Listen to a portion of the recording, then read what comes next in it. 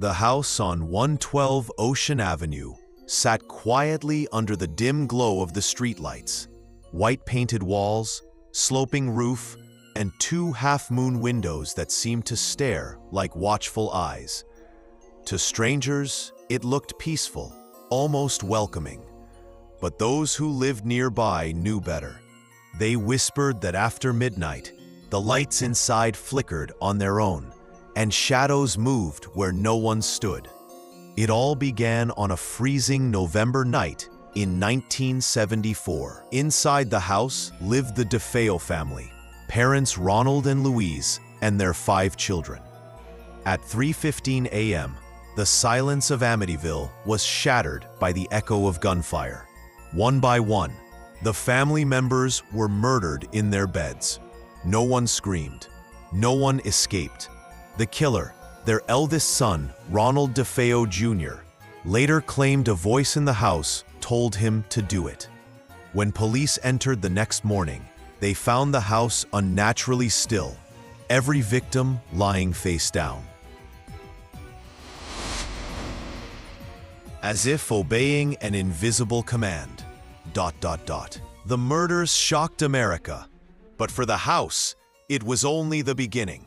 Months later, the house stood empty. Realtors struggled to sell it.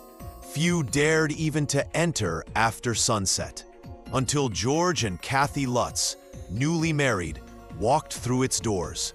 They saw only a dream home, 6 bedrooms, a boathouse, a fireplace, and a price too good to be true.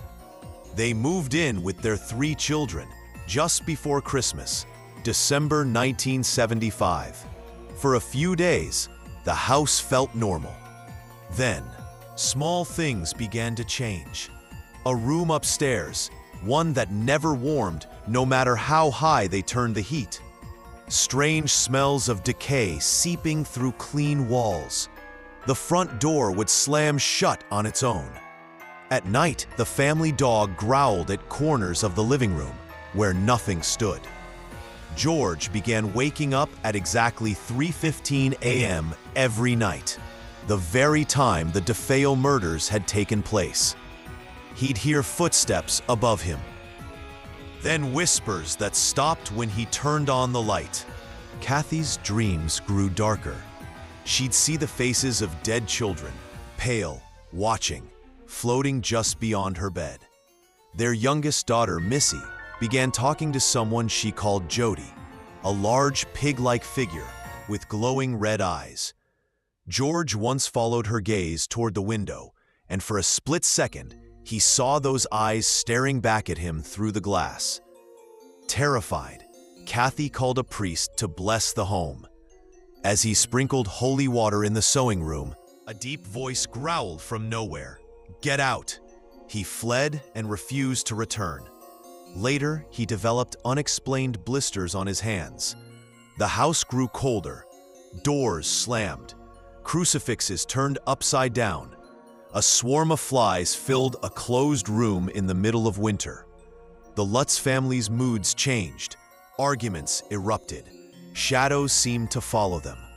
George's face grew hollow, his eyes bloodshot. He told Kathy he could hear the DeFeo family whispering through the walls. On the 28th night, the house unleashed its final terror. Screams echoed from the children's rooms. The stairs shook as if something massive walked within the walls. George saw a dark figure standing by the fireplace, its eyes burning red. He grabbed his wife and children and ran into the freezing night. They never looked back. By morning, the house was empty again. Their furniture, belongings, even food still on the table.